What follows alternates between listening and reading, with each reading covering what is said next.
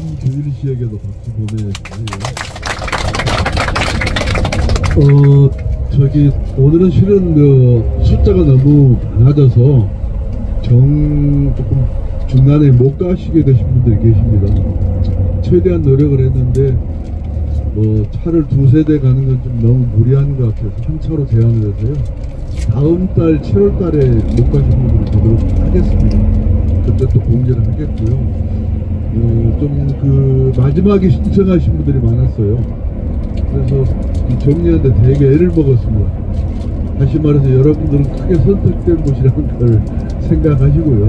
좋은 기분으로 가시길 바라겠습니다.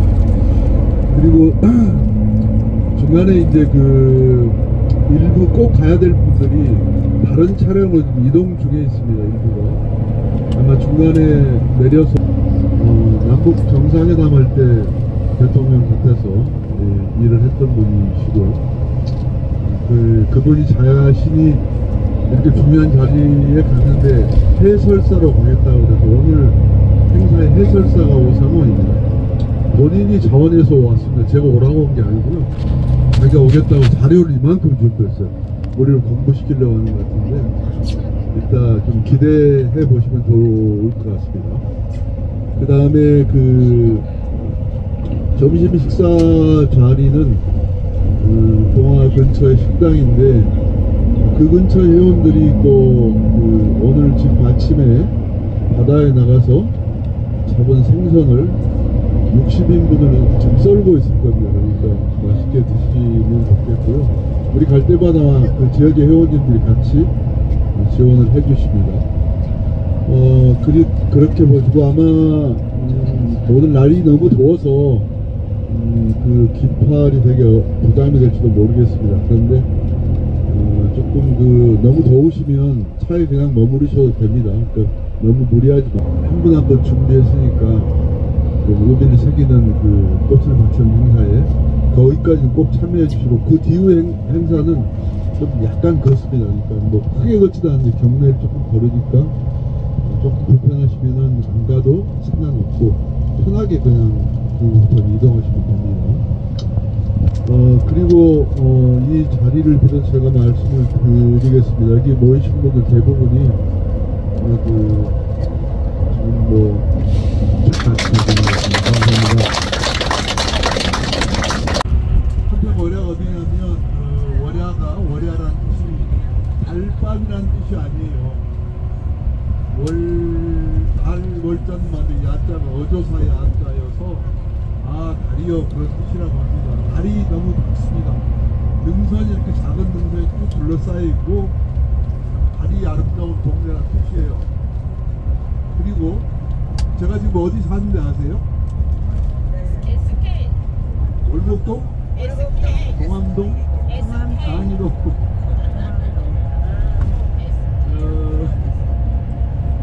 제가 1991년에 여기 처음 왔어요. 물론 고전에 이제 학교를 보내 나왔기 때문에 여기 살았지만 처음 이사한 곳이 장이 성당 앞에 창경밀라라고 있습니다. 장이 1동과 2동 경계예요. 거기서 이제 새빵살이를 시작했죠. 그래서 1992년에 만 37세의 국회의원이 되었죠. 당시에 민주당 최연소 의원이었습니다. 그런데 그 뒤로 이사를 해서 성북구 정암동 SK 아파트 1차 거기서 살고 있습니다. 지금까지 한 번도 이사 간 적이 없어요. 그런데 얼마 전에 SK 아파트에서 몇 분들 만났더니 저한테 그래요. 국회의원을 4번이나 해서 돈도 많이 벌어갖고 강남에 집을 샀고 빌딩도 있답니다. 그래서 그리 이사 갔다고 그런 소문이 있다고 합니다. 그래서 뭐라고 말할 수도 없고 그냥 SK 아파트 살고 있습니다. 그러니까 그런 말이 들리시면 내가 직접 들었는데 한 번도 이사 간 적 없고 SK 아파트 살고 있다 이렇게 대답해 주시면 되겠죠. 저는 지금도 살고 있고 앞으로도 성북구에서는 성북구민으로 살 것입니다. 앞으로도 제가 92년도에 처음 성북구에 왔을 때 제일 아픈 마음이 뭐였냐면 국회의원 선거에 출마하려고 사람들이 왔다가 떨어지면 선거 떠나고 당선되면 사는 척하고 이런 모습을 많은 사람들이 비난을 하면서 그런 사람들을 뭐라고 했냐면 철새정치인이라고 했습니다. 그게 너무 싫었어요. 그래서 나는 그때부터 이제 성북구에 살기로 마음을 먹었습니다. 그래서 제가 다음에 국회의원이 될 수도 있죠. 또 안 될 수도 있죠. 그래도 성북구에 살 거니까 이 부분에 대해서는 전혀 다른 사람들의 말을 잘 얘기를 해주면 좋겠어요. 저는 성북구 종암동에 지금까지 살고 있고 앞으로 살 것이다. 그렇게 말씀해 주시고요. 그다음 오늘 여러분들이 출발한 저희 사무실 있죠. 이 사무실은 1994년부터 지금까지 제가 쓰고 있습니다. 그 사무실은 국회의원 됐을 때도 그 사무실을 썼고 대통령 비서실장 할 때도 그 사무실을 썼고 또 떨어져서 힘들 때도 그 사무실을 썼고 지금도 쓰고 있고 앞으로도 쓸 것입니다. 그러다 보니까 사람들이 또 어떤 말을 하냐면 그 5층짜리 건물이 신계룡 것이다 이렇게 소문나 있습니다. 너무 오래 했으니까 그런가 보다 생각을 합니다. 그 사무실은 저와 무관하게 사무실 주인이 따로 있고요. 아주 마음씨 좋은 분이어서 임대료를 지금까지 20년 넘게 거의 올리지 않았습니다. 그래서 편하게 살고 있고 그 임대료 대부분은 여기도 많이 회원이십니다만 사단법인 신정치문화원이라고 오늘 가는 행사의 주관단체인데 거기 회원들이 전국적으로 회원 전체로 한 1000여 명 됩니다. 그런데 그중에서 회비 회원들이 있는데 그분들이 낸 회비가 한 달에 충분히 임대료를 보완하고도 남기 때문에 그 자리에 있습니다. 오히려 제가 힘들 때 회원들이 늘어나고 회비가 증가하는 그런 일이 있었기 때문에 그렇게 운영되고 있다고 말씀해 주실 수 있죠. 난 그 제 건물이라고 제가 정말 그 건물이 제 것이었으면 좋겠습니다. 심지어는 얼마 전에 며칠 전에 8간째 올라갔더니 어떤 잘 아는 그 아주머니 한 분이 제가 이 사무실로 있는 그 건물 한쪽 주택이 저쪽 끝에 그걸 저한테 좀 임대해 주시면 안 되겠냐고 진지하게 묻는 거예요. 그것도 그 어느 단체 회장님이 그래요. 그래서 이게 무슨 소린고 가만히 있다가 나중에 다시 물어봤어요. 왜 저한테 그걸 임대해달라고 하냐고 그러니까 그 건물 신현입구 아니에요? 그렇게 얘기하더라고요. 저는 또 오해도 많이 생겼고 지난 선거에서 상대 쪽에서 악의적으로 퍼뜨린 말도 있기 때문에 여러분께 제가 자세히 설명을 드렸습니다. 저는 아들이 둘이 있습니다.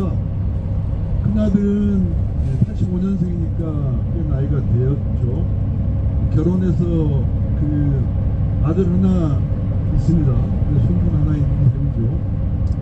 제 아들은 장이 초등학교 졸업하고 장이 중학교 졸업하고 사대부고 졸업해서 큰 그룹의 대기업의 사원으로 들어갔어요. 들어갔는데 이 아이의 성격이 좀 적극적이지 못하고 그래서 대기업 생활에 적응을 못했습니다. 사표를 냈어요. 1년간 다니다가. 그러니까 뭐 하고 있냐면 과일 장사하고 있습니다. 과일 장사를 열심히 합니다. 처음에는 다소 당황스럽지만 저는 괜찮다고 생각합니다. 정암동에서 과일 장사를 하다가 지금은 청량리 시장을 옮겨서 과일 장사를 하고 있습니다. 인터넷 판매도 하고. 근데 그런 아들에 대해서 어떻게 볼 것인지 하는 문제인데 저는 조국이 딸보다는 훨씬 우리 아들이 좋다 이렇게 생각합니다. 그래서 아들 문제에 대해서 좀 거론한 사람들은 저는 조금 더 부끄럽지 않고 그렇게 살기를 바란다고 합니다. 그리고 장차 꿈은 이 친구가 차를 좋아하기 때문에 카센터나 세차장 또는 남의 차를 깨끗이 닦아주는 일을 하고 싶답니다. 그리고 주원들이 실제로 그렇게 하고 있습니다. 저는 어이가 없지만 그 사람 생각이 그러니까 괜찮다 그렇게 생각합니다. 그리고 자기 꿈이 작은 평수에 세차장을 만들어서 세차해주고 돈을 저렴하게 받고 하는 것이 꿈이라고 합니다. 그리고 둘째 아들은 지금 캐나다로 유학을 가 있습니다.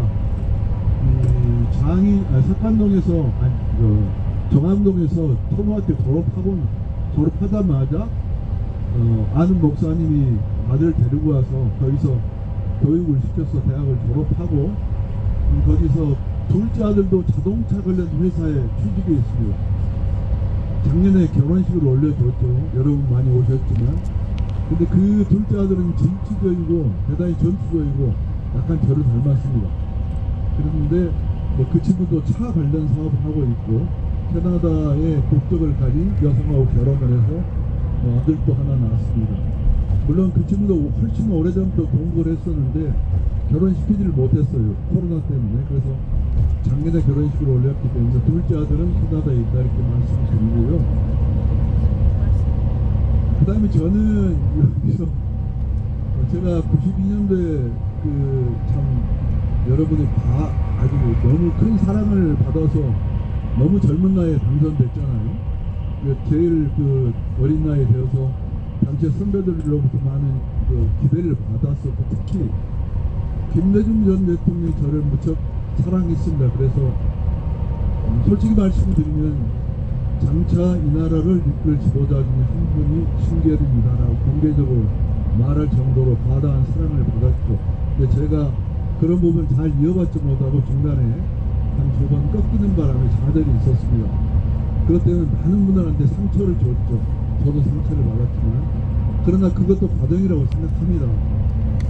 제가 요즘에 연단 아래서라는 글을 조금씩 쓰고 있습니다. 그리고 공개하고 있는데 저희는 제가 너무 잘나서 스스로 잘났다고 생각해서 늘 나가면 행사에 가면 연단위에서 연설하고 위에서 내려봤습니다. 그런데 지난 6년간 생활하면서 제가 다른 걸 봤어요.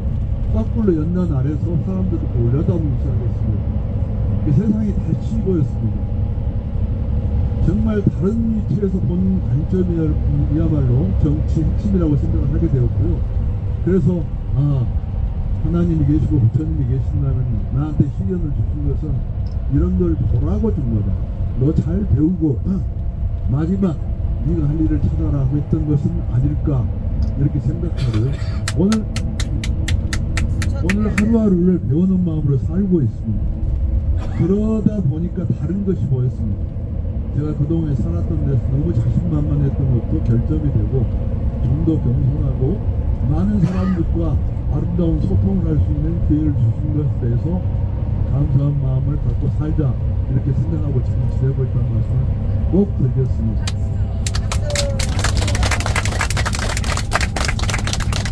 아니 실제로 저만큼 사랑을 받는 사람이 어디가 있습니까? 한평 출신 촌놈이 서울의 중심부 선거구에서 4번이나 당선되고 대통령 선거를 2번이나 이기게 만들고 그랬으니 얼마나 영광입니까? 그걸로도 영광이지만 아까 비디오에서 봤겠지만 제가 너무나 억울한 일을 당해서 정부에서 저렇게 날 죽였으니까 이 명예는 회복하겠다. 이 명예 나를 위해서가 아니라 나를 지지해 준 사람들의 명예를 위해서 그 사람들이 저렇게 나쁜 신계론을 지지한 게 아니고 그렇지 않은 신계론을 지지했다는 사실을 보여주는 길은 제가 명예회복해서 마지막 봉사를 하는 것이고 또 그렇게 하는 것이 그동안에는 정말 큰 사랑을 주신 분들에 대한 보답이라고 생각하게 되었습니다. 그래서 그런 날들을 제가 좀 계속 정리하고 기록하고 있습니다. 그리고 아마 8, 9월쯤 되면 공식적으로 제가 입장을 표명을 하지 않을까 생각 아마 하게 될 것 같습니다. 그때 잘 봐주시고 저도 그날 준비를 위해서 하루하루 메모하고 반성하고 기록하고 이렇게 살아가고 있던 말씀을 꼭 드리겠습니다.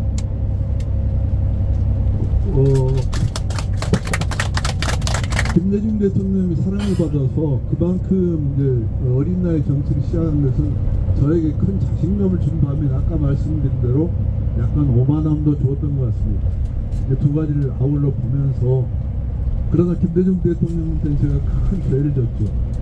너 이렇게 살아라 했는데 못됐기 때문에 좀 더 전투적으로 살아, 더 목소리를 키워라.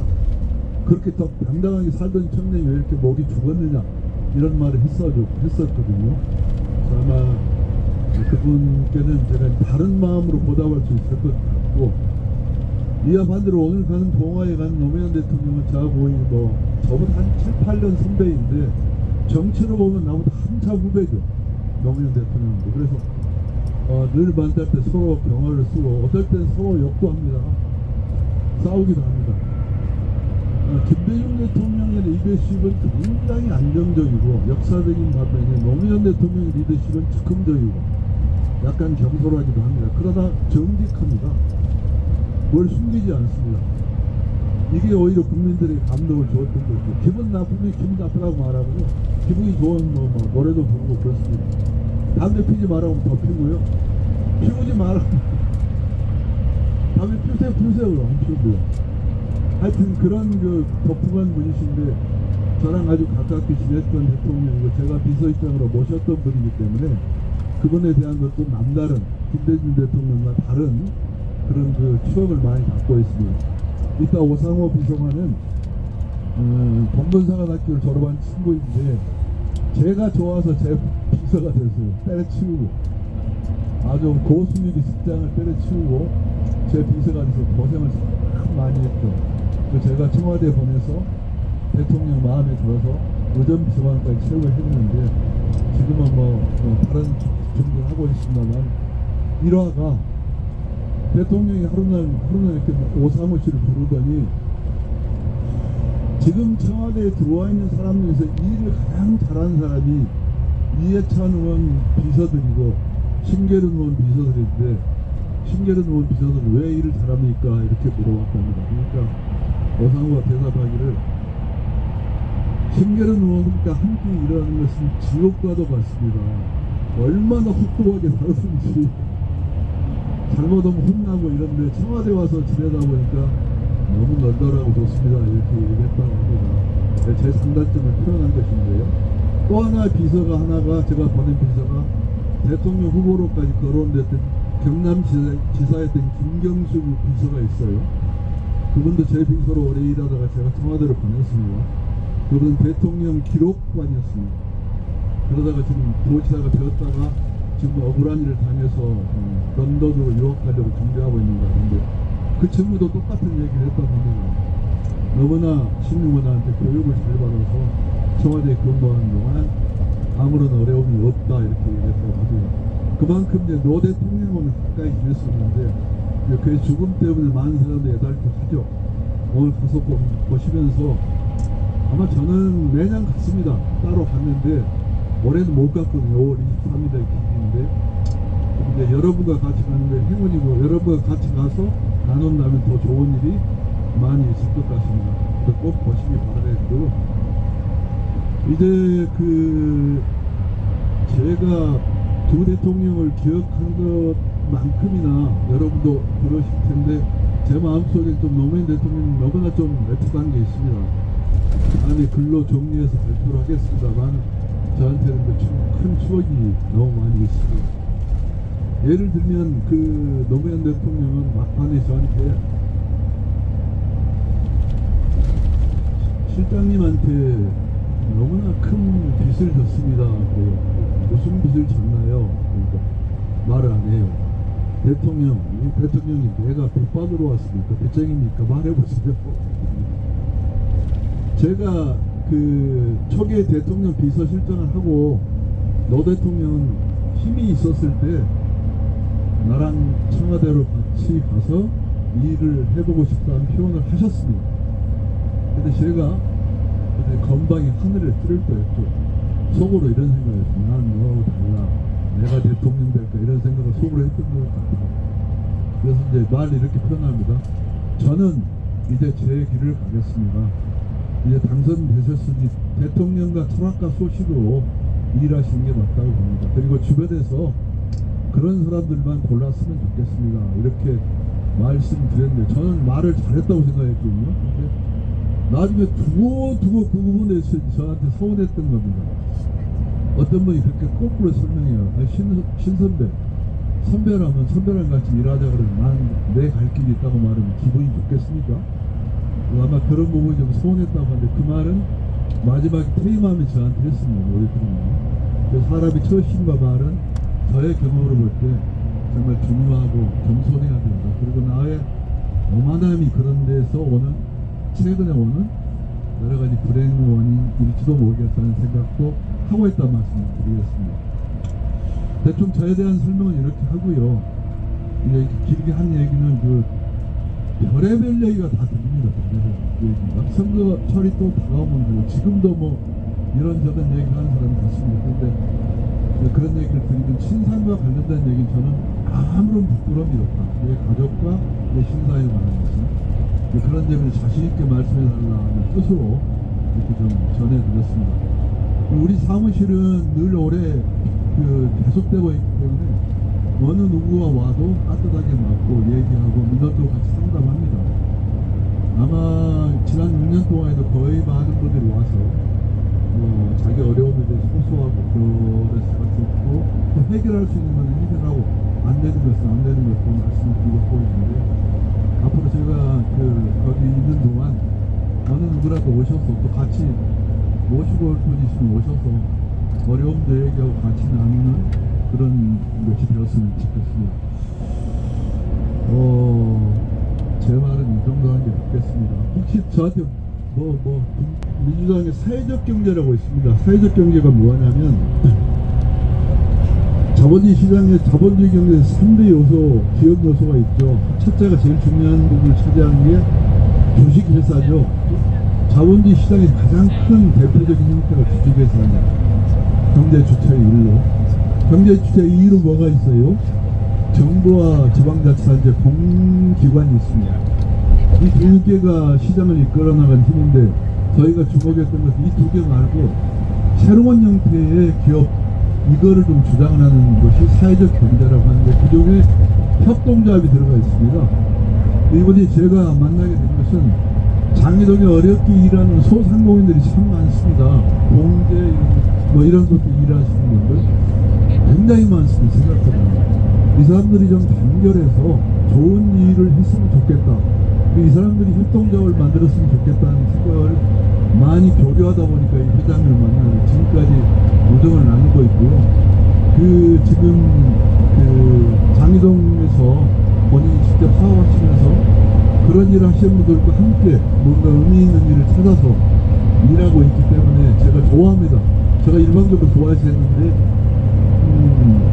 일반적인 사람은 없죠. 이분도 저를 좀 좋아하는 것 같기도 하고 그렇습니다. 그래서 좀 제가 소개시켜 드리려고 일부러 그랬는데 한 말씀 해주시면 고맙겠습니다. 예. 방금 소개받은 서울시 패션봉제산업연합회 회장을 맡고 있는 노양호라 합니다. 이렇게 만나뵙게 돼서 반갑습니다. 저는 우리 신의원님한테 참 고마운 걸 너무 많이 느껴가지고 지금 이 자리까지 와 있습니다. 제가 여러분들이 잘 아시다시피 장이동, 석관동, 월곡동 하면은 아마 여러분들이 쭉 다니면서 보면 봉제공장들이 굉장히 많이 있을 거예요. 근데 이분들이 굉장히 어려운 역경 쪽에서 일을 하고 있고 처음에 우리 신의원님을 만났을 때도 이쪽에 봉제공장이 있어 라고 생각할 정도로 잘 관심이 없으십니다. 여러분들이 그냥 지나가는 그런 형태로 보지만은 성북구에 이 산업의 중심이 사실 봉제 공장이라고 보면 거기에 또 종사하시는 분들도 굉장히 많이 있거든요. 그래서 근데 되게 열악한 환경을 어떻게 하면 단합을 해서 우리가 좀 뭔가 풀어가보자 라는 생각으로 저희가 협회를 만들고 굉장히 어려운 환경이 있었는데 그때 우리 의원님을 만나게 됐습니다. 그래서 그때 환노위 위원장을 하고 계실 때 제가 찾아가서 우리 봉제 교육사업에 대해서 의논을 드리고 이렇게 습득 받아들여가지고 우리 협회가 지금 아마 성북구 봉제협회가 전국에서 최고 잘 나가는 협회가 되어 있습니다. 지금 그래서 자체적으로 위탁 운영을 하고 있는 건물도 3채가 있고요. 직원도 22명이나 근무를 하게 된 그 바탕을 우리 신계를 의원님이 깎아주셔가지고 저도 그 위에서 열심히 일을 해가지고 봉제 산업 쪽에서는 전국적으로 알아주는 그런 일을 하고 있습니다. 그래서 항상 저는 우리 신 의원님을 근저에 있고 싶고 또 같이 도와서 억울하게 이렇게 누명을 쓰고 실질적으로 좋은 자리에 계시죠. 아까 의원님 말씀하듯이 그런 자리에서 일을 하셔야 되는데 같이 우리 신 의원님한테 큰 박수를 보내주시면 좋겠습니다. 감사합니다.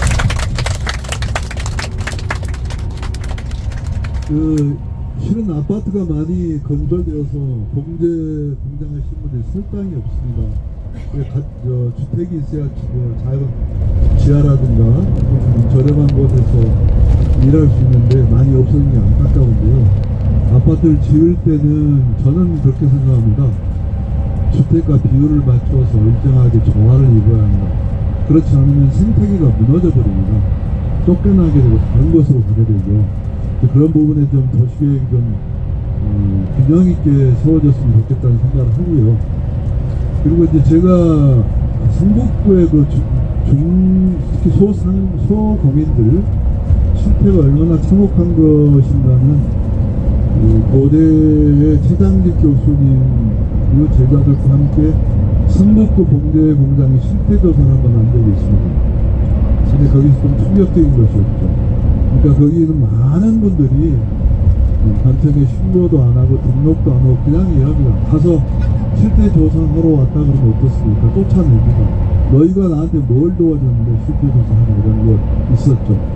그런 걸 보고 깜짝 놀랐고요. 그것을 이제 비공식 경제라고 하는 것이란 사실도 그때 알았습니다. 그 부분이 우리 경제 GDP에서 차지하는 비중이 거의 10% 가까이 된다고 합니다.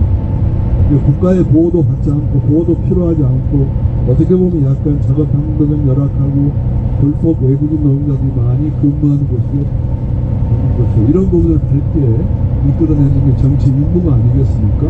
그래서 요양원 회장님이 하시는 일들은 여러분들이 좀 관심 있게 봐주시면 좋겠다는 생각을 말씀드리고 오시라고 했습니다. 그 다음에 말 시키려면 저는 눈 닫고 준비 신청하고 있으니까 힘들 수가 없네. 여기 있으면 그럼 사람 뭘 선글라스 이리 나오세요. 대한배드민턴협회 회장을 제가 했습니다. 지금도 명예회장이죠. 전국의 배드민턴 동호인들이 저를 배드민턴의 대통령으로 합니다. 성북구만 안 알아주더라고요. 이분도 오랫동안 배드민턴을 했기 때문에 저는 제가 좋아하는 의원들한테는 골프를 하지 말도록 권유했습니다. 쳐도 좋은데 좀 여러 가지 문제가 많이 야기돼서 배드민턴을 하라고 권유했는데 그 권유에 다른 사람이 통일부 장관했던 이인영 장관이 배드민턴을 잘 칩니다. 그리고 노원구의 김성환 의원이 배드민턴을 잘 치고 저와 같이 했던 정치인들은 골프를 안 치고 배드민턴을 합니다. 저희가 배드민턴을 사랑한다는 말씀을 꼭 전해드리고 이분이 좀 배드민턴 선전 좀 했으면 좋겠습니다. 네. 너무 반갑습니다. 사실 저는 많이 부족한 사람인데요. 그동안에 우리 신계룡 의원님의 같이 하면서 너무 항상 감사하고 고맙게 생각합니다. 제가 아까 우리 신계룡 의원님 말씀하셨는데요. 우리 성북구 배드민턴 연합회를 90년도에 창설하는데 제가 우리 사무국장을 보면서 성북구 연합회를 만들었습니다. 그래서 저희 성북구 연합회는 우리 배드민턴 연합회가 지금 역사 30년 정도 됐는데요. 그 당시에 전국에서 5연패를 했었습니다. 그래서 저희 성북구 배드민턴 연합회를 전국적으로 제일 알아주는 그런 연합회인데요. 그 연합회가 지금까지 아주 잘 되어오고 있습니다. 그래서 이제 그 당시에 저희가 연합회 임원진과 각 클럽의 회장님 중심으로서 우리 배성이라는 모임이 지금 30년 동안 지금 존속하고 있습니다. 그래서 우리 성북구의 발전이 앞으로 잘 될 수 있도록 우리 배드민턴하고 제가 성북구 순회 코치를 몇 년 했었습니다. 하면서 우리 배드민턴 동인과 같이 했었고요. 또 우리 신계룡 의원님은 지금 종암동 아까 말씀하신 종암동 SK 아파트 대기동에 거주하시는데 저는 103동에 거주를 하고 있습니다. 그래서 입주 우리 의원님 하실 때 저도 같이 우리 종암동 SK 아파트에 입주를 해가지고 의원님과 인연해서 지금까지 의원님들 잘 같이 하고 있습니다. 앞으로도 의원님을 잘 모시고 꼭 국회로 가실 수 있도록 뒤에서 열심히 같이 하겠습니다. 감사합니다. 건강하십시오. 10이고요. 요즘에는 이제 허리 수술 제거하는 뒤로는 아주 열심히 못하면 그래도 여전히 배드민턴 협회를 관여하고 이끌고 있다는 말씀드리고요. 또 하나 제가 지금 취미로 하는 것은 낚시입니다. 낚시. 바다 낚시인데 바다 낚시를 우연히 하게 됐어요. 그것도 노무현 대통령하고 인연이 되어서 하게 됐는데요. 그래서 아마 오늘 가시면 아마 회원들이 아침에 나온 제가 바다 낚시 부분 충제를 20년 동안 하고 있습니다. 장기 집권하고 있습니다. 그래서 어떻게 물려주려고 해도 안 받는다고 하니까 제가 20년 동안 하고 있는데 우리 회원들이 낚시를 해서 가면 이렇게 꼭 저희들한테 꼭 새로운 그 제철 음식 생선들을 준비하는데 오늘 여러분 꼭 맛보시기 바라겠고요. 낚시 좋아한다는 말씀 여러분들 드리는 겁니다. 그 다음에 장희동 이은일 네, 안녕하십니까. 지난 어느 날 제가 신계륜 의원님을 만났습니다. 네, 저도 철이 없어가지고 내가 그 의원에 출마하고 싶습니다 하고 찾아갔죠. 근데 나 언제 봤다고 그래 한번 해봐 해가지고 제가 민주당에 2-4번을 달고 출마를 했어요. 그리고 바로 떨어졌습니다. 그리고 그것도 제 거만함이었죠. 의원님께서 말씀하셨듯이 그래 나는 또 아닌 것 같다. 그러나 이 2년만큼은 끝까지 한번 같이 가도록 하자고 제가 맹세를 했죠. 그리고 그 길로 접어들어서 그래 나는 갈 곳은 다른 곳이 없다. 그래서 사회복지대학을 입학을 해서 4년 만에 교수 생활을 지금까지 하고 있습니다. 네, 그러면서 이거 아니야 하다 보니까 또 거만함이 또 생겨가지고 아니야 내가 어느 우리 주민들한테 그 상처를 많이 준 것 같다 이런 것을 받았습니다. 그래서 우리 고선호 교수하고 같이 우리가 향양률을 높여주는 이러한 또 생활 좀 해보자 해서 야학을 운영해서 우리 70, 80년대에 우리 경제를 이끄신 우리 어르신들 위해서 우리가 초등학교, 중학교, 고등학교를 졸업시켜서 대학까지 한번 우리가 해보자 해서 지금까지 그 사업을 지속적으로 행하고 있고 지금 현재는 청량리 정도 고등학교하고 이렇게 연결을 해서 모든 이들을 주간 야간에서 학업률을 높여주고 있습니다. 그래서 지금까지 오면서 그래 항상 동네에서 제가 지금 돌아다녀요. 전화를 별로 없는데 다니면서 신계륜 의원님에 대해서 말씀을 많이 전하고 있습니다. 메신저 역할을 한다는 게 같이 연구를 묻는 부분도 있어요. 옛날에 아까 그 영상을 보셨지만은 그 억울함을 저도 표현하는데 야 아니야 하고 했을 때 참 당황도 많이 했습니다. 그러나 진실은 진실되게 우리가 전해준 것이 또 맞겠죠. 그래서 항상 우리 선생님들은 신계륜 의원님을 아끼시면서 지금 이 자리에 오셨지 않습니까? 그래서 항상 저보다도 더 훌륭하신 분이고 저 역시 동네에서 조그만 힘을 보태서 열심히 노력하겠습니다. 고맙습니다. 빨리 약간 비난하니 공천 제대로 못했다고 4번을 줬죠. 근데 4번이 진짜 어렵죠. 여야 동반 당선되는 환경에서. 그래서 제가 많이 반성하고 있습니다. 죄송합니다.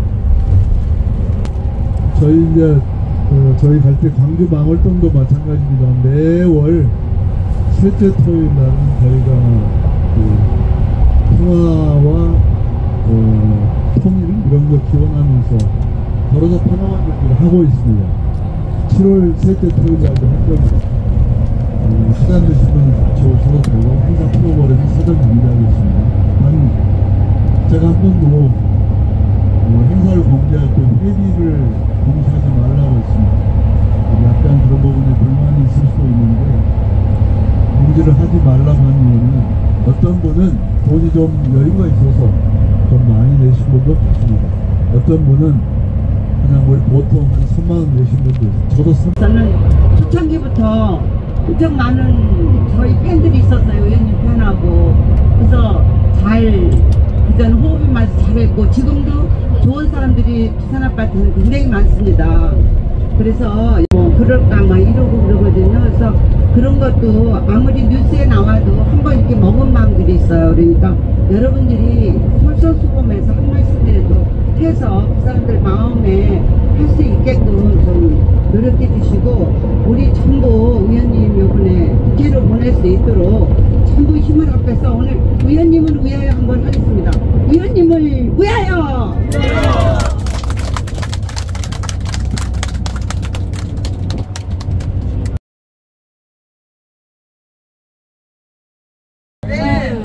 저도 노래가 되네. 네.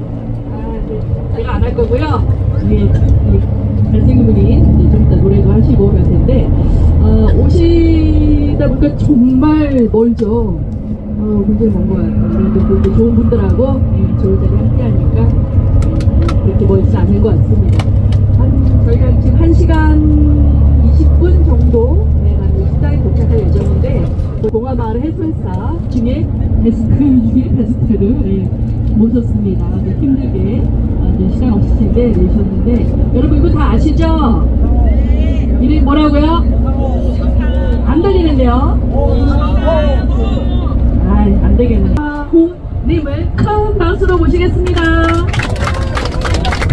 안녕하세요. 반갑습니다.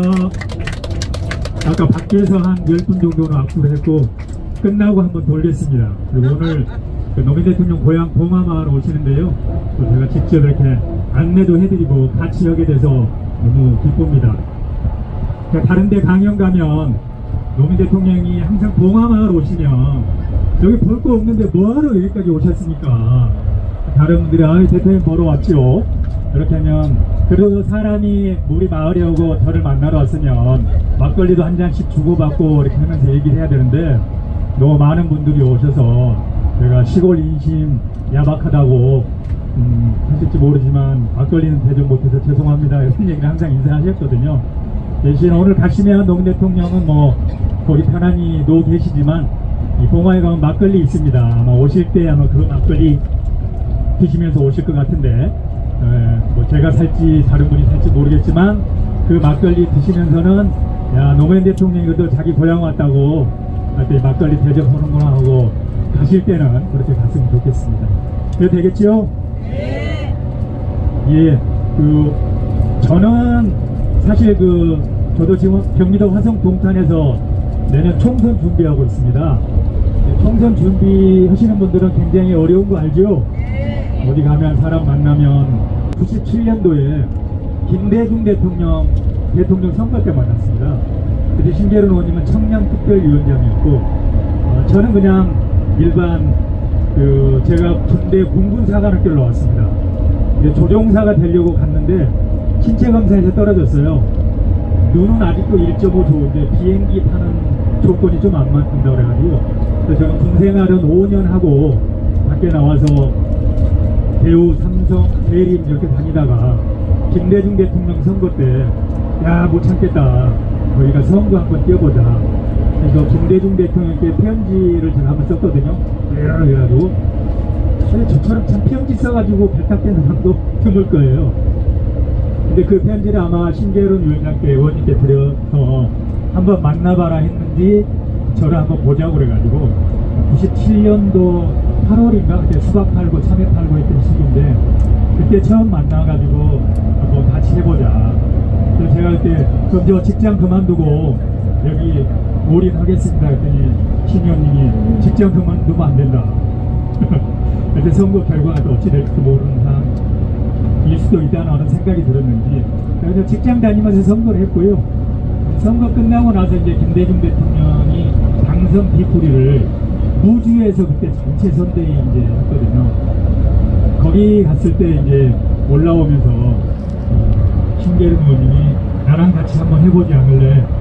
이렇게 해가지고 제가 그때 성북구 정치를 잘 몰라가지고 지구당이 뭔지 잘 몰랐습니다. 그래서 그냥 마음속으로 굉장히 기뻤는데, 그래도 또 마음이 S를 할 수도 없는 부분이 제가 도움이 되는지 정치라는 걸 잘 몰라서 공연하다가 다음날 다른 분한테 물어보고 그래서 함께 하겠습니다. 그래가지고 98년 2월 1일날 신의원님 지구당 사무실에 가서 그 사무국장이었습니다. 버스 타고 성동여대 앞에서 내렸는데 그 버스 정류장 바로 앞에 사무실이 있는 것도 모르고 성동여대 앞이라고 그래가지고 동동여대까지 걸어가는데 그 겨울에 그 찬바람이 그 서부 영화의 사막에서 나오는 노래바람처럼 좀 황량하더만요. 그때부터 성북구에 이제 사무국장을 하면서 신 의원님은 그때 보건시장 당선시켜야 된다고 그때 캠프로 가셨고 저는 그때 지방선거 준비하면서 같이 운영했습니다. 그래서 가장 좀 뭐 집안이라든지 이런 거 빼고 저한테 행복했던 시절 이렇게 몇 가지 꼽으라면 정치와가지고 행복했던 거는 이제 성북구에 있었을 때 같은데요. 한 6년, 한 7년 정도 있었는데 지금 이제 하성 동탄으로 이사 온 지는 한 3년 됐는데 가끔 동탄은 다 아파트여가지고 톨게이트 내려가면서 우리 집 다 왔다 이런 느낌이 좀 들어야 되는데 아직 우리 집은 아닌 것 같은 느낌이 들었는데 요즘도 제가 치과라든지 병원 가면 성북구 가거든요. 거기 들어서는 순간부터 우리 집 없는데도 불구하고 다 왔다 우리 집이네 뭐 이런 편안한 느낌 들어가지고 여기 계신 분들 그때부터 저랑 인연이 있으신 분도 있고 그 뒤에 오신 분도 있고 그러는데 성북구 그러면 이제 고향 여기가 일단 가시게 되면 노무현 대통령이 돌아가신 곳은 부렁이바위 그 옆에 보면 사자바위라고 큰 바위가 있습니다. 여기를 아마 본인은 그것 때문에 주목을 많이 받기도 했는데 또 그것 때문에 다른 사람한테 좀 무시도 당하고 여기 때문에 그냥 고졸 출신 변호사 고졸 출신 갑자기 홍무현이가 갑자기 묵혀지네. 이런 것들이 항상 마음속에 가지고 있었는지 그거를 자기 본인 표현은 내 고향에 있는 봉화산이 나를 닮았다. 다른 산들은 대부분이 태백산맥이라는 지리산이라는 큰 산맥에서 이어져온 주변 산들인데 우리 고향 마을에 있는 봉화산은 그 이어진 산맥이라 이런 게 없이 혼자 우뚝 솟아있는 산이다. 내 처지나 비율을 생각해 봤을 때 항상 나는 그 산이 내가 저 산을 닮아가는 건가? 그런 생각해가지고 본인이 힘들 때마다 거기 산에 올라가서 멀리 그 들판도 바라보고 그냥 거기 이제 앞에 철길이 다니거든요. 대구라든지 서울에서 오는 차들이 이제 부산으로 가는데 거기 차창 밖에서 이렇게 보면은 사람들이 가는 교복 입고 가는 모습 보면서 굉장히 부러워하면서 내가 가서 빨리 우리 집안의 이 가난으로부터 극복해야지. 노무현 대통령이 변호사 시험 고시 합격하기 전까지의 본인 마음속에 있는 것은 가난에 대한 극복. 왜 우리 집은 어렵게 살고 또 자기밖에 극복할 수 없는 것 같다는 그런 삶이 이 동네에 있는 동안은 집에 있었다고 합니다. 옛날에 보면 우리 영화에 동막골이라는 표현 많이 하잖아요. 영화 제목도 있고. 근데 전국에 동막골들이 되게 많습니다.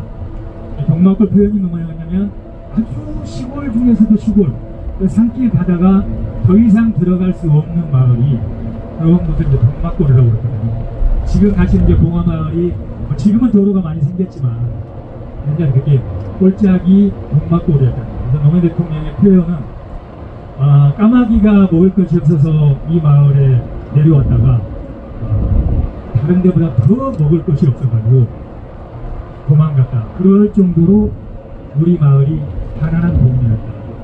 그래서 아마 이런 가난을 극복하고 도시 공부를 좀 열심히 했던 것 같습니다. 그래서 오늘 가서 보면은 이제 마옥당이라고 우리 다시 볼지 모르겠지만 고등학교 졸업하고 이제 고시 공부 아들이 하게 되는데 고시 공부는 이제 큰형님 영향이 좀 컸어요. 큰형님이 부산대 법대를 나왔습니다. 근데 부산대 당시에 법대 나왔으면 집안이 얼마나 자랑이겠어요. 근데 법대 나와가지고 취직을 못해가지고 동네 사람들이 이제 손가락질이든 뭐 우리 아들 뭐 고시 합격할까 맨날 했는데 몇 년 때 맨날 안 되니까 뭐 수군대님도 있고 그러니까 이제 큰형님도 고시 공부는 포기하고 우리 막둥이가 똑똑하니까 네가 될 거야 이런 자신감을 많이 주는 거예요. 근데 참 인연이라는 게 그 운명이라는 게 옛날에는 고등학교만 나오면 고시를 바로 볼 수가 없었습니다. 대학교를 나오면 고시를 바로 보는데 그 고시를 볼 수 있는 자격 시험을 먼저 봐요. 근데 그 큰형이 노면 우리 막내 시험 보라고 그 원서를 부산에 있는 법원에 접수를 시켜주고 어떻게 됐냐? 오다가 이제 교통사고를 당해가지고 돌아가셨어요. 누가 탄 아닌데 얘기하면서 저도 이제 옛날 생각이 많이 나서 그래서 노무현 대통령이 이제 한 3년 동안 이 구속병이 생겨가지고 공부를 못하다가 나중에 쭉 됐죠. 이 봉화마을은 노무현 대통령이 태어나고 자란 곳이고 또 돌아와서 내가 먼 시간이 지났지만 다시 돌아왔다. 그리고 내가 묻힐 곳이다 했는데 진짜 묻히셨는데 그 마을에 와서 좀 소회는 굉장히 기뻤죠. 농사도 짓고 이렇게 하셨는데 나중에 좀 이런 얘기를 했어요. 내가 한 3, 40년 동안 다니면서 세상을 조금이라도 바꿨다고 생각해서 돌아왔는데 대통령도 해보고 와보니까 세상 바뀌는 게 참 없다. 요렇게 하시면서 이제 고향에도 마찬가지로 이제 퇴임 대통령 오면 고향 분들하고 부딪히기도 많이 했거든요. 근데 원래는 이제 고향 여기로 말고 다른 데로 이제 퇴임 고향에 이사 오려고 그랬어요. 내가 고향을 왜 안 가시려고 하니까 내가 좋아하는 고향인데 다른 건 다 사람들하고 친하게 지내는데 우리 고향 분들하고 정치라든지 좀 보면 내가 정치적으로는 고향에서 내가 배척을 당했던 사람이에요. 해임부에 가가지고 그분들하고 또 얘기하면 정치 얘기하면 또 논쟁이 계속 있을 텐데 그 자신은 좀 아직도 없다. 그래서 고향에 가는 부분을 한 1년 주저하시다가 또 고향 외에는 어디 있겠느냐 해서 이제 오셨는데 결국 마지막은 또 비극적으로 정치적 타산을 이렇게 당하시긴 했었지만 고향은 굉장히 좋아했습니다. 그래서 오늘 얘기 중에 이제 고향 하면은 아까 공부했던 마옥당 얘기하다가 한 줄로 좀 세긴 했지만 노무현 대통령이 어렸을 때 이제 공부를 한다고 그러니까 세상에 자기 자식 귀하지 않은 부모님 없죠? 노무현 대통령 그 표현을 쓰면서 우리 아버지가 그래도 막내 아들놈이 공부한다고 그러니까 산 기슭에 흙담으로 이제 토담집을 하나 지어주거든요. 그래서 거기 가서 공부해라. 이따 가시면 들판 너머에 좀 멀리 있을 거예요. 결혼 후인데 이제 제가 좀 고시 공부를 다시 시작하거든요. 근데 거기서 공부하는데 아버지가 그래도 옛날에 학문이라든가 하셨나봐요. 그래서 거기를 마옥당이라고 지어줍니다. 갈맞자 구슬옥자. 그래서 구슬을 잘 갈아서 옥석이 되라는 의미를 가지고 그래서 거기서 공부해가지고 고시에 당선됐어요.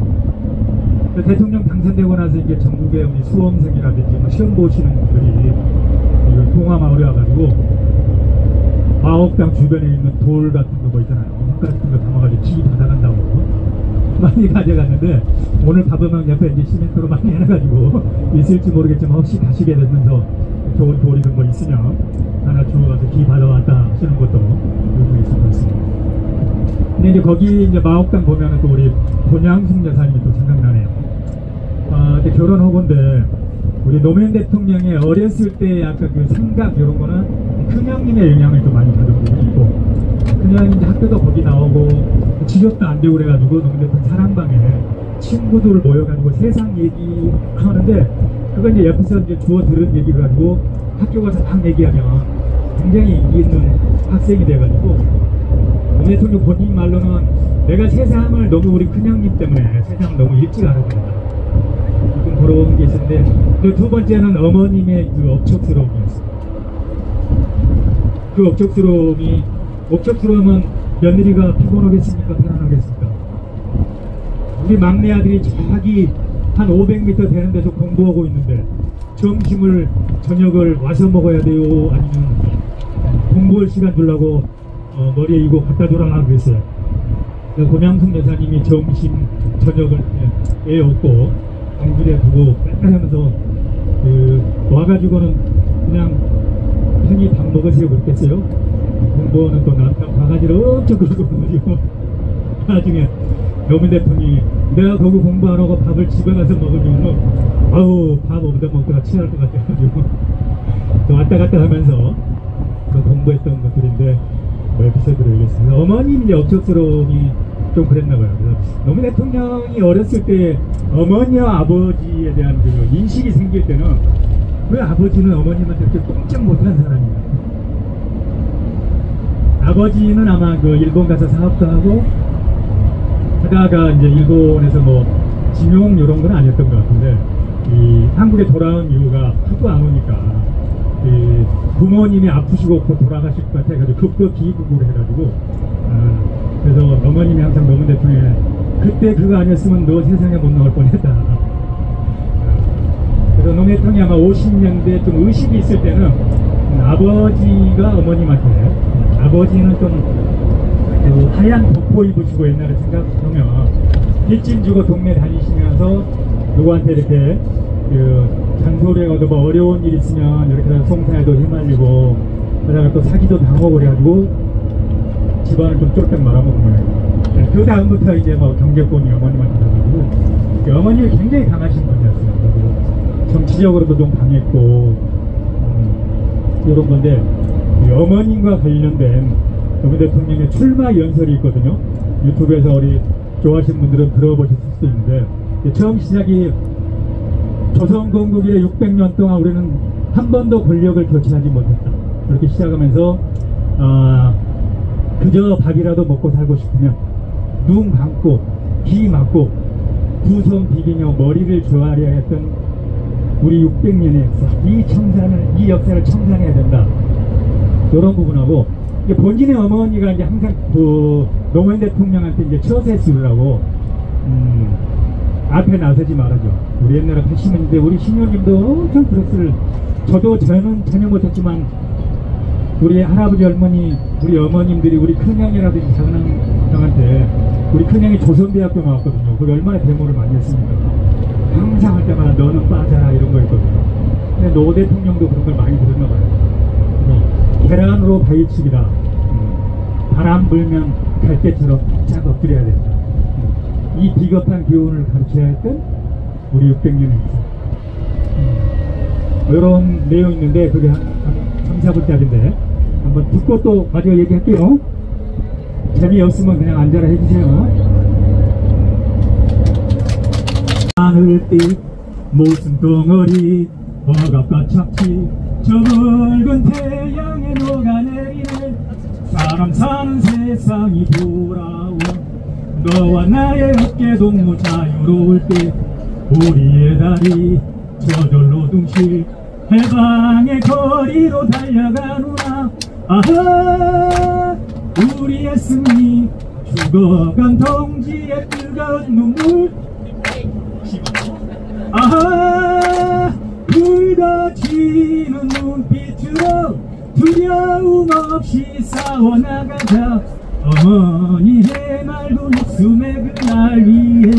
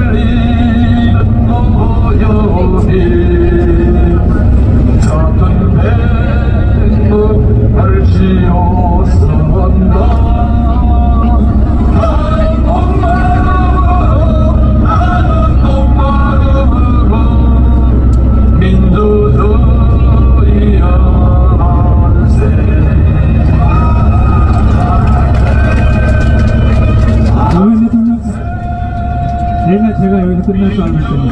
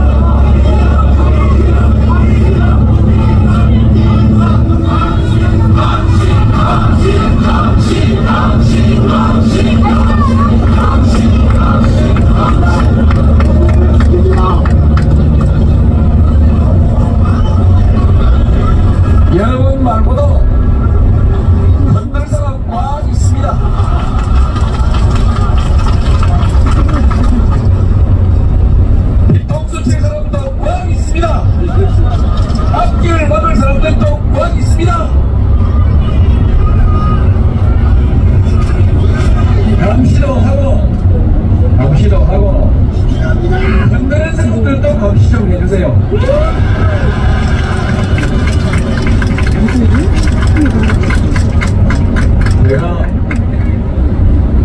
제가 어디 가면 할 말이 참 많습니다. 그런데 오늘 여러분들 앞에서 할 말이 없습니다. 왜냐하면 말하지 않아도 다 아시기 때문이죠. 그러니까 매마디 소리 한마디씩 이렇게 하고, 어쩌다 제가 이런 느낌을 받습니다. 여러분들을 만나면 할 말이 없고 그만 바보가 되는 느낌이에요.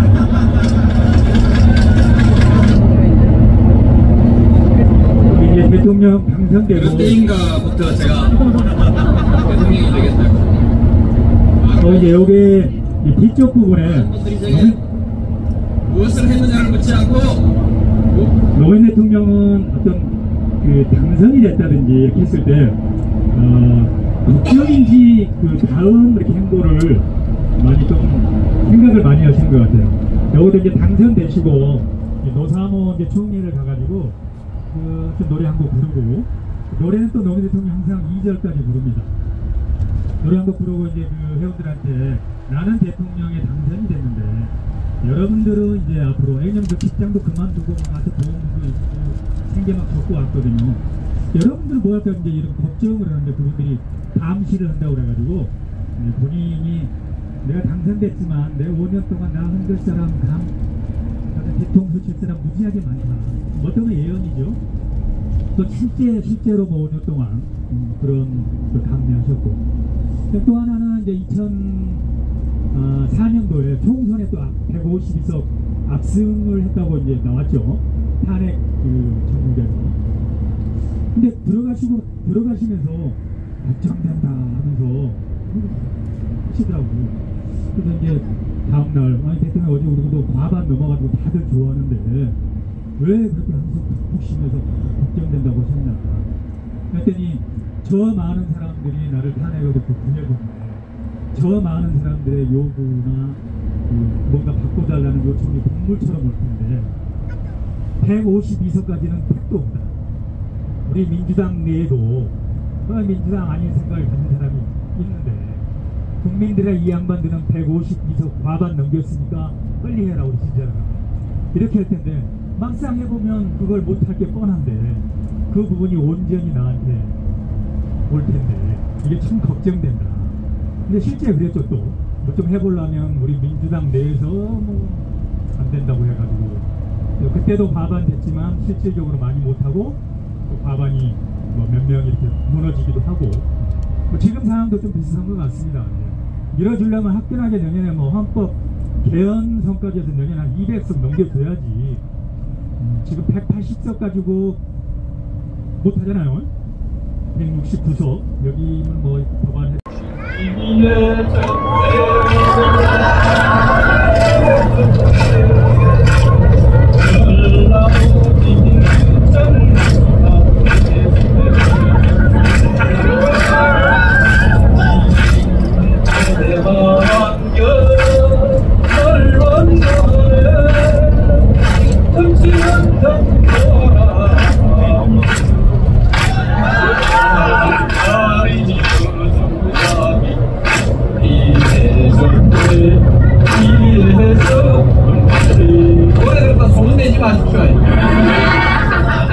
소문나면 이제 매일 저는 이제 박살납니다.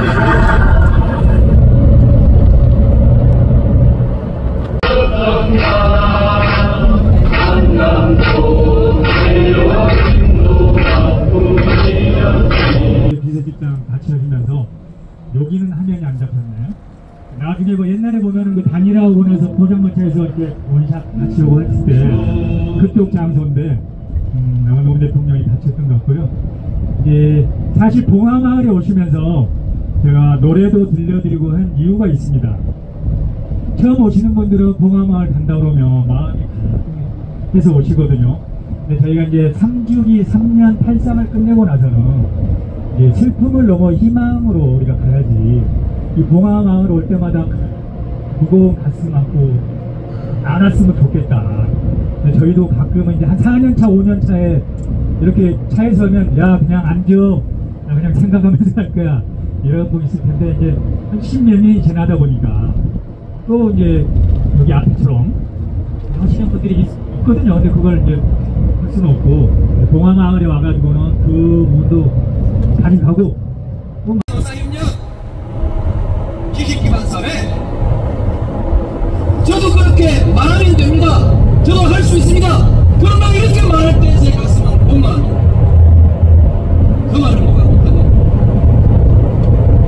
누가 무슨 말을 하느냐가 중요한 것이 아니라 누가 할 수 있느냐가 중요한 거 아니겠습니까? 오늘 아침에 저는 유정근 정부 지사가 지으신 유정근의 신국가론이라는 책을 읽었습니다.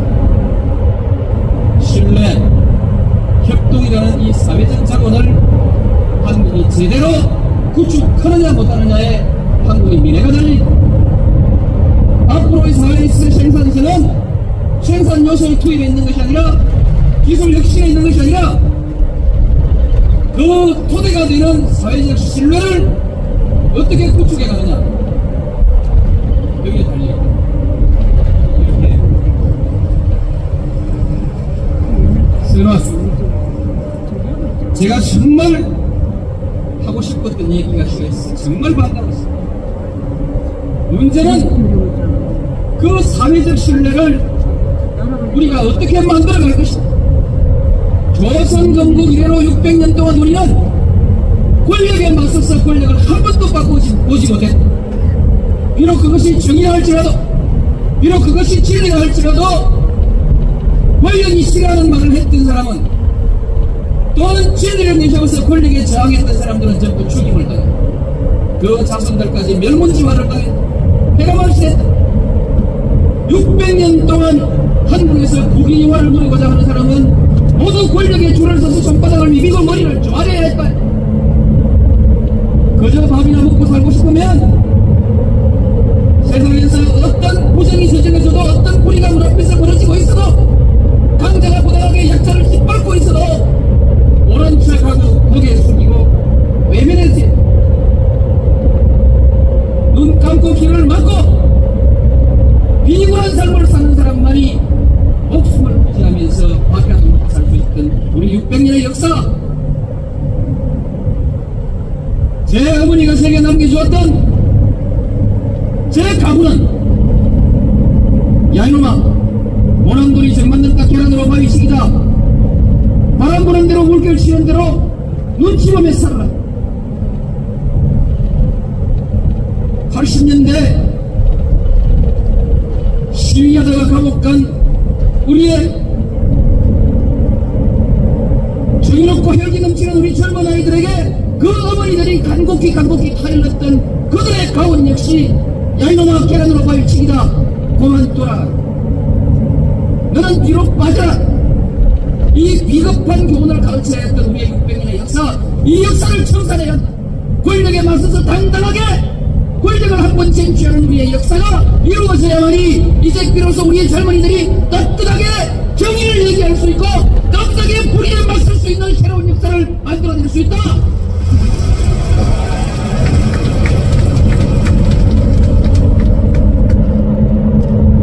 조용히 우는 소리가 들으면 이 해질녘 때는 우는데 저도 여기 와서 한 번밖에 못 들었습니다만 신비스러워요. 그 왼쪽 벽으로 올라가는 길이 있는데 올라가면 큰 건 없습니다만 아주 작은 절터가 있고 그 절터 바로 위에는 이 마을이라고 지금까지 하루도 안 되고 가만히 있을까? 근데 불가사의가 아닙니다. 모든 것이 노예의 하는 것만 반대하면 다 정의라는 거 아니겠습니까? 흔들어라, 흔들어지.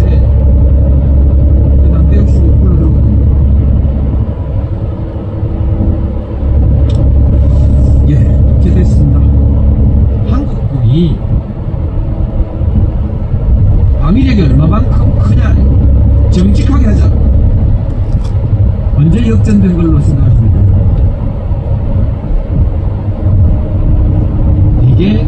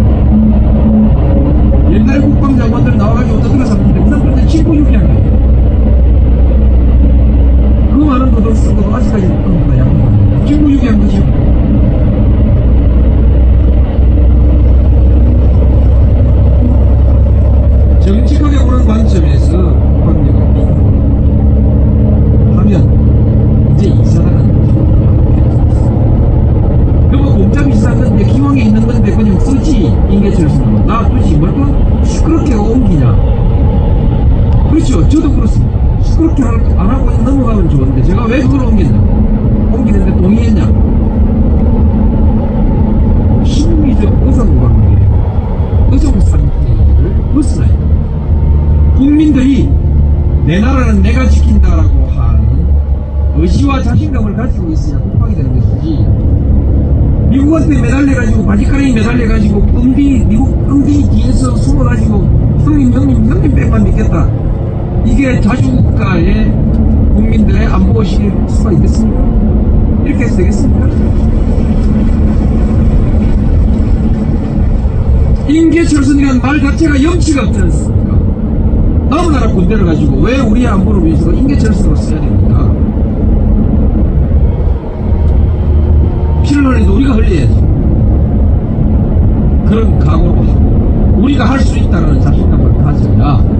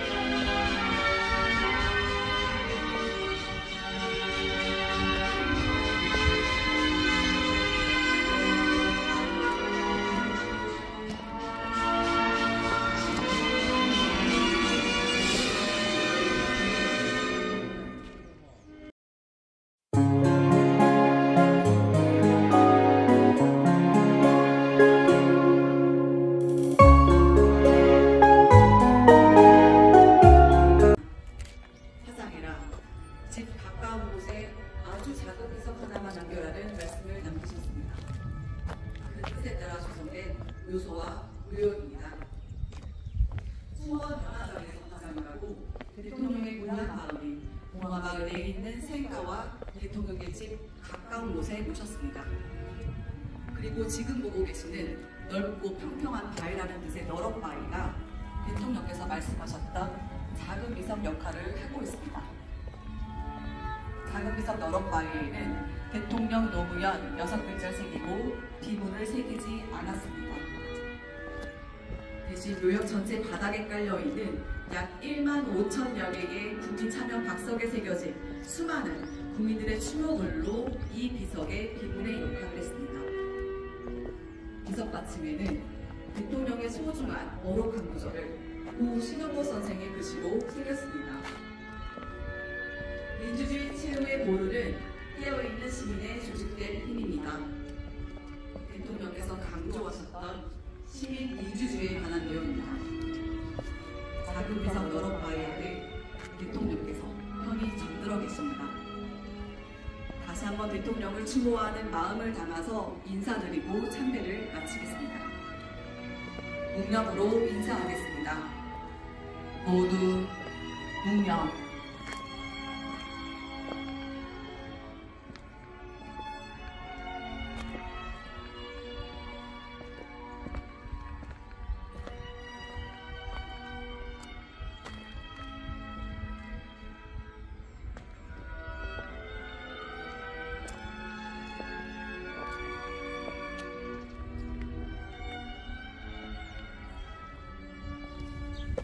바로 이상으로 참배를 모두 마치겠습니다.